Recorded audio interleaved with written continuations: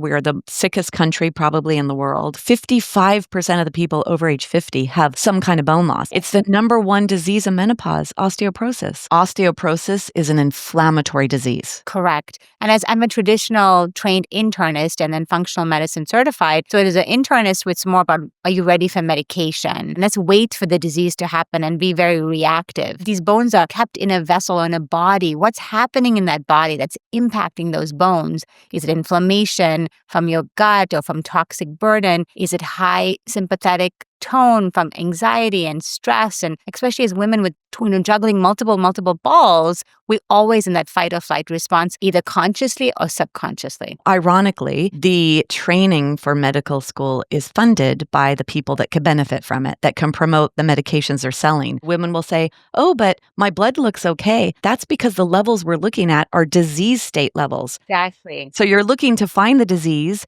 You're trained to, there's the disease and here's the pill for the disease. Exactly. And that's how we trained it in my medical school. It was all about what's the next pill for this ill. And, pharmaceutical companies would fund our lunches. And it's also like the business of medicine, right? These medications are so expensive. Insurance is going to pay for that, or insurance won't pay for that, and you'll pay for that. But that's the business of medicine. But telling people to change their diet, improve their stress levels, take some nutraceuticals, there's not much of a business in that. But it is really the crux of improving bone health. It is. And you know what? It's not just that it's the crux and the way to do it. It's also what women want. They want to be involved. And it's so disempowering. They've been disempowered. One of the orthopedic surgeons that I work with, he used this quote that it's the misogyny of institutionalized medicine that has disempowered women for all these years. It's so true. When our patients come and see us, they're like, wait, do you want to spend 2 hours talking to us? Just listening is about getting their story and mapping out where they've been, what they've gone through, what's everything that's impacting their vessel, which is their human body. A lot of times, regular medicine is 5 to 10 minutes of a visit. What medication can we give you so we can see the next patient? Because it's more of an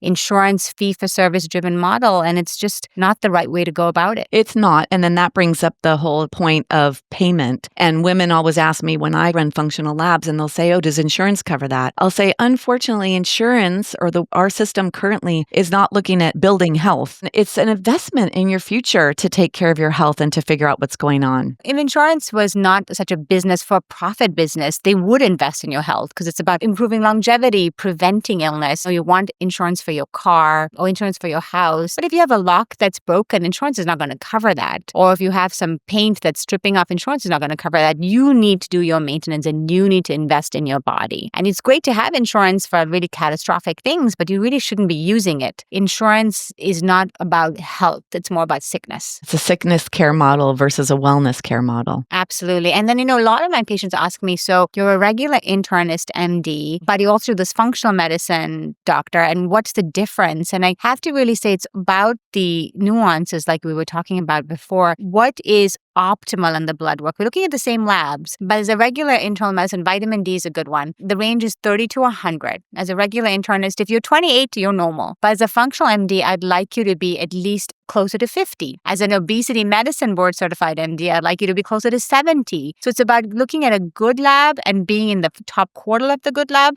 things like hormones or vitamins and nutrients. And if it's an inflammatory lab, I'd like you to be very low or negative. So it's about how you look at things in the context of who the person is. Okay, so you just use the word inflammatory. Let's talk about inflammation because osteoporosis is an inflammatory disease. How does inflammation affect our bones? A lot of people are like, what is inflammation? It's a good thing. Like you cut yourself, inflammation heals it, but then it ends. But it's this dysregulated inflammation that just keeps going on and on.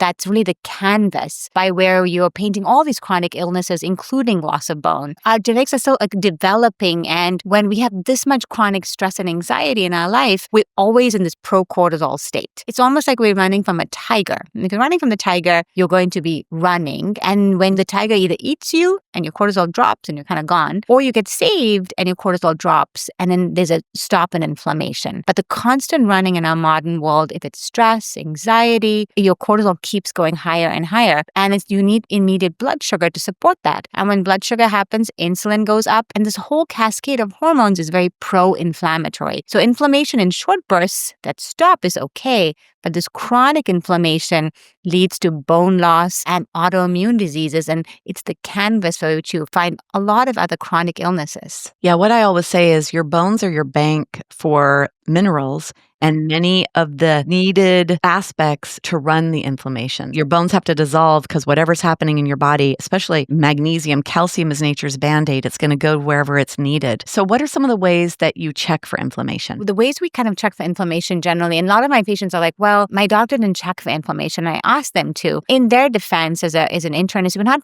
trained, again, in a very proactive way. We're not saying, let's just check and see where you are at this point. In functional medicine, we do check for inflammation, and there are various things we check in terms of inflammation. The most important things would be like a HSCRP, a high sensitivity C-reactive protein, and we want them to be the high sensitive kind, so that is able to detect inflammation at a lower level. The second thing in terms of inflammation is autoimmune, ESR, or an erythrocyte sedimentation rate. If that's slightly high or not optimal, so that range can be anywhere up to 20. As an internist, if it's 22, it's slightly high, or 19. Functional medicine doctor, I want it to be in the low teens. It's a harbinger of future disease. So we really want to know what the numbers is and do things actively to bring it down. A homocysteine is a marker where you can't process your B12 or folate very well, either genetically or through your gut. That's something I also want to know, because if your homocysteine is elevated, that can also lead to chronic inflammation and impact your bones. And then another big thing is your gut. It's functional medicine, we're kind of obsessed about the gut, because the gut really is the biggest organ system that determines your absorption and is a big source of inflammation. I say, what's the journey from mouth to bones? Because what we eat